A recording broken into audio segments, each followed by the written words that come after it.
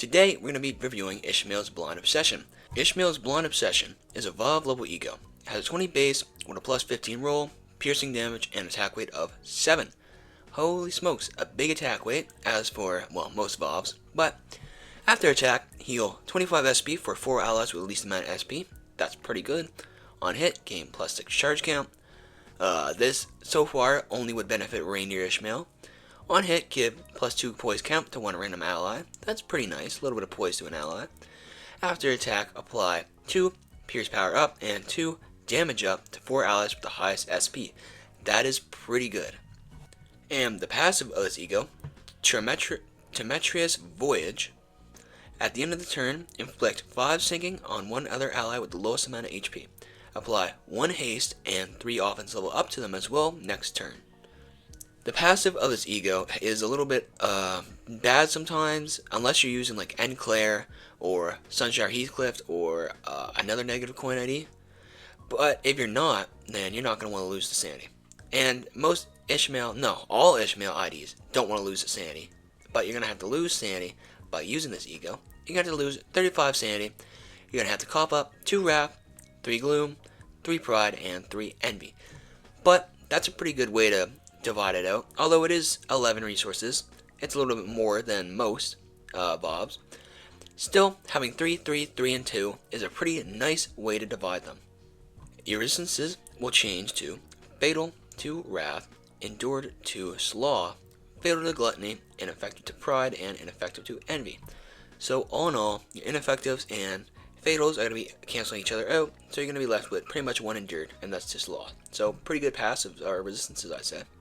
And while we're on the topic of pretty good, if you decide to Crowed Blind Obsession, you're going to get a 35 base with a negative 10 coin, which means you're going to be rolling 25 at the minimum, which is really good. Pierce damage and attack weight of 7.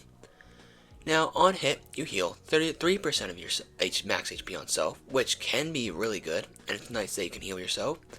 On hit, gain 1 poise and 1 poise count. On hit, gain, or no, not gain, inflict 3 Pride Fragility this turn and next turn to all the enemies you hit, which is pretty good. After attack, apply 2 damage up this turn and next turn to the 4 allies with the least amount of SP. So, that is very good. Well, let's check out the drip.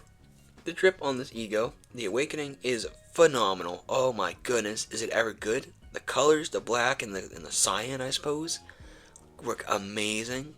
As well as also a nice contrast to Ishmael's redhead. And the corrosion is not bad either, although I do prefer the Awakening way more, but still good. So I'll set that a whopping 10 out of 10 easily.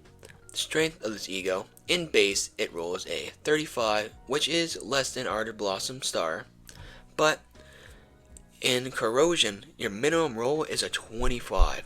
Which is insane. You're also hitting 7 enemies with both skills, so that adds something. And you're getting yourself and allies more haste and offense level up, and you're also debuffing the enemies, and I think that's just all around very solid E.G.O for damage, for debuffing, for buffing. So I'm going to put that at a whopping 10. Yeah, it sits there pretty comfortably.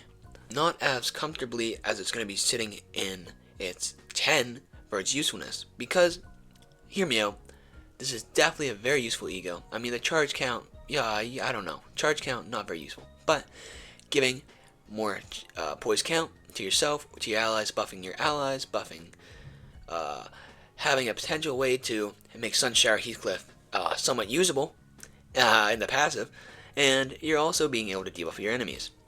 That, as well as the roll, and you're going to be winning most clashes, and the amazing resistances you're going to get by using a VOB, I think that's going to be a pretty easily a 10. Holy smokes, this is our first 10, 10, 10 E.G.O. But, yeah, that's about it. And once again, sorry for not uploading yesterday. I will make up by uploading 3 today. So, yikes, there goes my 1 day off a week. Have a good one.